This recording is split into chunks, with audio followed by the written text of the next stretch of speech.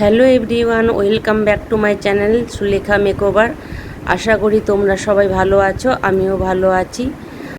আজকে এই পার্টি মেকআপটা কেমন লেগেছে তোমাদের অবশ্যই তোমরা জানাবে।